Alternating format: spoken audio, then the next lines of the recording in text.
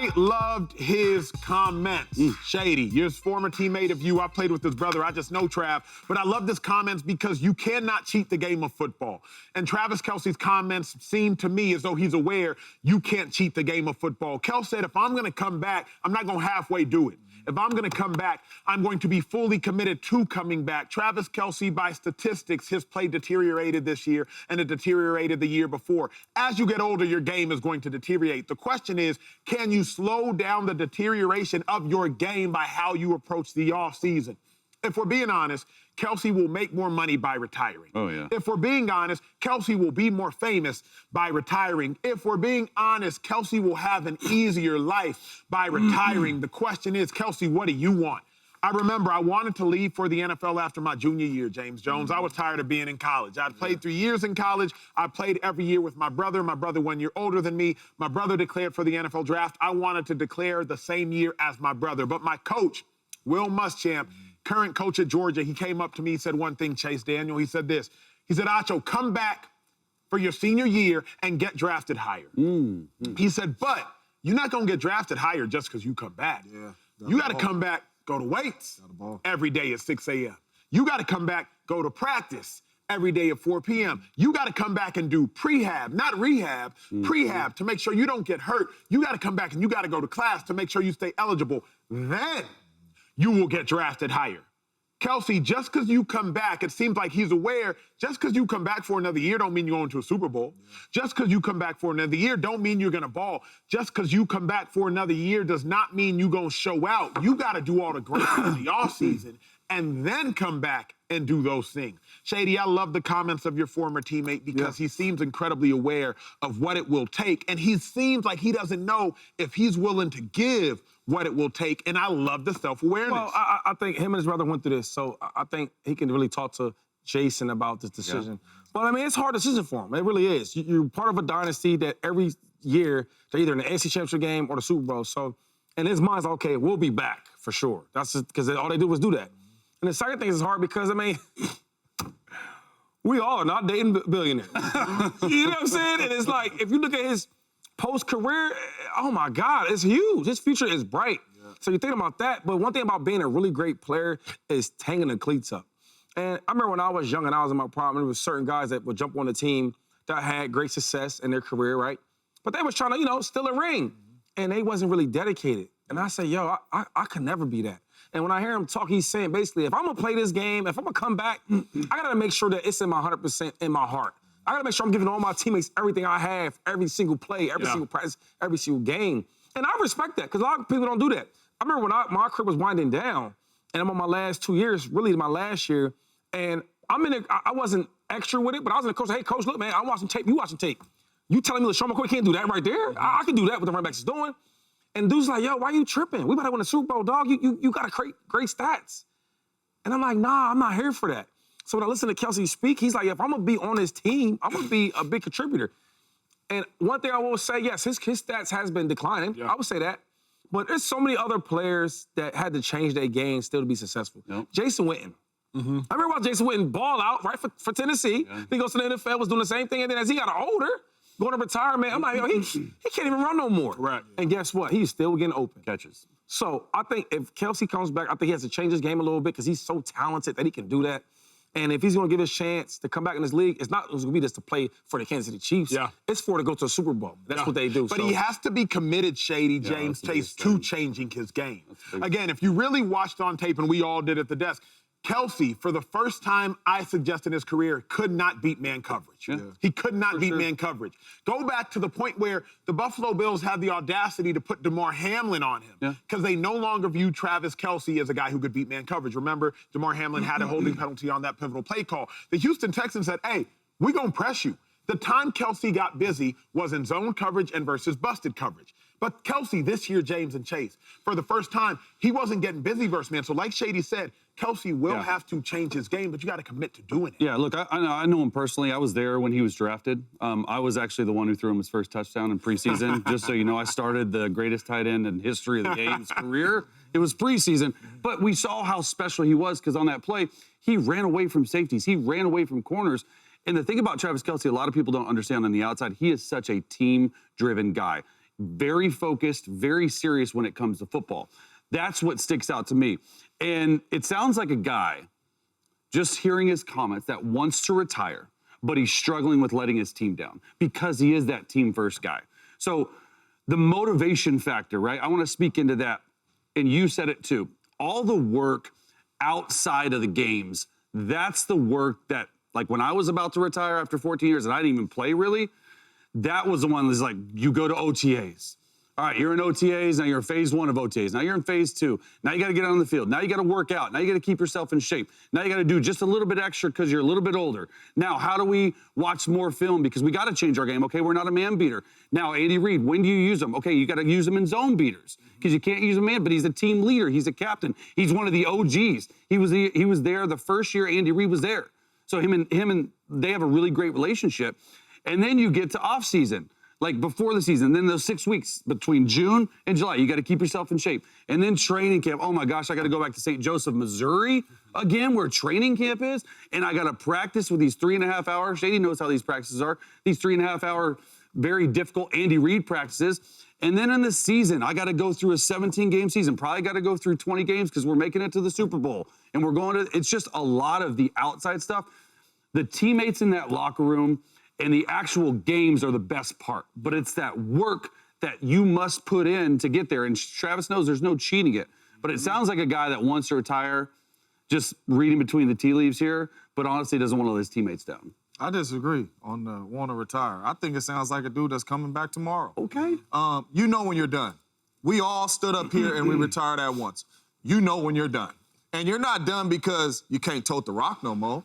You're not done because you can't catch no more. You're done because mentally you are done. You are drained. You don't want to sit in meetings no more. You don't want to go through training camp no more. You don't want to go through IPWs no more. You don't want to go through that. So mentally you're thinking about, yeah, it's a wrap. And not only that, if you're not 100% in, that's how you get hurt. Yeah. That's how you step in the field on training camp, and that's how you get hurt. So you need to be dedicated. But this sounds like a dude that he don't know if he want to be done. And I was always told, if you don't know, you play. Mm-hmm. You Really? know. You don't know you play. If you don't know, I think it's the opposite. You play. 'Cause you're not all in. You know when you are done playing the game of football. It will be very, very clear to you. Travis Kelce knew walking off the field in Tampa. It's a wrap. He probably knew 3 weeks before that. It's over. I knew. I came home, told the wife, hey, I'm done. All right, when I walk out there on the field, I don't got the joy in it no more. Mentally, I ain't out there trying to stuff. It's a wrap. All right, and I'm not going to cheat the game. You know when you're done. This is a good guy talking about, hey, man, we just lost. I'm a little emotional. Yeah, but he just, yeah, right. Emotions It's very, very fresh. Love my teammates. He will be back. Yeah, you played 10? All right, 9. So I don't lie. James is right though. You know. When did you know? This is what I. The facility. To be honest, look, I knew when Coach had a nerve to say, hey, look, man, look, I want you to coach these boys. Take the clipboard and take the iPad and coach them up. I'm like, oh, Bruce hell Arians nah. said that? Bruce Arians. I said, Coach, you see me. Coach 'em up. You see me in training camp. You see, in the one game I actually played, I was balling. Yeah. I said, Coach, you me? You sure? I said, yeah, I'm done. And I ain't about to not. So it took a hit to I'm not about to sit the bench when I'm disrespectfully. I'm gonna say this just as good as other players. Older or not, I'm just as good, and y'all know it. And for me not to play, because me and Grant was talking about this the last time I seen him at the conference game. Yep. I'm like, yo, I can't play, Coach. That was it. I'm going. I'm going. It's funny. Obviously, I retired the youngest at 25. Been cut by the Eagles 5 times, right? 25. And I was like, you know what? I'm tired. You keep adding every time we talk. It's another year. Another year. How many years you played? 5. I heard 7 one time. I was running and I hurt my leg. And Howie cut me 8 times. I got cut 5 times by the age of 25. I only played 4 years. Put that in your notes. That's 4 years. 4 years. I knew because I was scared I was going to get signed. So I knew I wasn't going to be a Hall of Famer. I wasn't going to be an All-Pro. Wasn't going to be a Pro Bowler. Obviously, I could have hung on practice squads and active rosters, right? Once you're in to some degree. Plus, once you hit the 4-year mark. But I said, I'm only going to play for 3 teams. I said, I'll go back to the Philadelphia Eagles. I said, I'm from Dallas, so I play for the Dallas Cowboys. I said, or my brothers with Chicago, so I'll play for the Bears. God, if you want me to play, it's got to be one of those 3 teams that call it. Cowboys end up calling. Cowboys are in Oxnard, California. They're at training camp. I live in Austin at the time. They bring me in for a workout. It's me and 2 other individuals there working out. The individual that ended up being on The Bachelor, Colton Underwood. Me and 2 other individuals working out. I'm sitting here and I call my agent and I say, look, I'm afraid they might sign me. She said, well, just work out anyway. I said, I don't want to play anymore. Yeah, you were a Cowboys legend was mentally. hobbling in Oxnard off the field. I won't say his name, but he was hobbling. Now that he's like 70 years old, hobbling in Oxnard at the time. Same age as my dad, but he was walking way worse. And everybody was looking at him like, hey, how you doing? Hey, how you doing? And I said, I don't want to be that. Especially defense. Like, I'm sitting in Oxnard at 6:30, and this last part of the story I'll tell.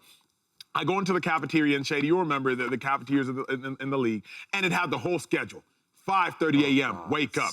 5:45, hydration check. 6 o'clock, offensive meeting. 6:30, weight room. And I said, I don't want nothing to do with that. Just to try to make a practice squad and try to get active for 3 games and get better. Like, that's when I knew I was like, I am done. But you have a career outside of football, so I guess it's different. But I want to ask you, did you love playing football? Did you love the game of football? Did you really love it? No. It don't sound like it. No. Right? I love the mentality. So I love the chess match. But Kelce, right? It's part of who he is. He loves it. He loves it, bro. If you know him, if you really know him, I know him well. Yeah. He's always loved since college. He's loved the game. Because he won a superstar in college and still kept going. Yeah. Right? I remember him hanging out with his brother. I'm like, yo, y'all way different. But one thing they was the same at, they loved the game. So when I hear you speak like that, and I'm trying to put that in comparison to Kelce, I think it's gonna be a hard decision for him because he's like, he may see himself on tape. That's one thing about when you're a great player, you see it, right? Yo, I used to kill this guy. Yeah. Now this dude is kind of sticking with me. But he loved the game. He's so really much. self-aware, Let me have an honest question with really everybody here, because I remember, and obviously I was not who any of y'all at the desk were in the NFL.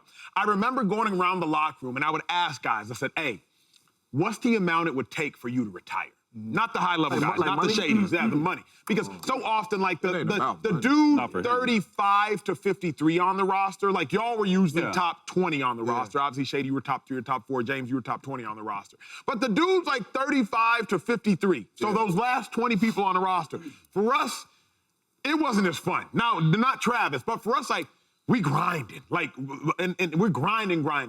If you're Kelce, and obviously Taylor Swift aside, her $1 billion aside, your fame will be bigger outside the sport. Your money will be bigger outside the sport, and your health will be bigger outside the sport. And your brother's already left the sport and has just signed a $8 million a year deal on TV. At least that's what things are saying. What you still playing for? Like well, you know, like you got the Hall of Fames. I think the biggest thing for me with Kelce is like, you only have, if he's playing again, right, he's probably going to only have 1 more year. So you have talent-wise, or just if he's already talking about retirement now, if he comes back another year, he's not going to play another year after that. If he comes back, this will be his last year. Let's be real. That's so what? Even if it's 2 years, you're not letting me get to the point. The point is that his media career is going to be much, much longer. You can't, once you start your 35 acting, 35 career, like whatever, making tons of money, your podcast is $100 million, all that stuff, you can't go back into football. Yeah. So once you start that media career, it's not like he's gonna go into the media and then unretire and come back. So he's got 1 more chance to do what Shady said. He loves to do it.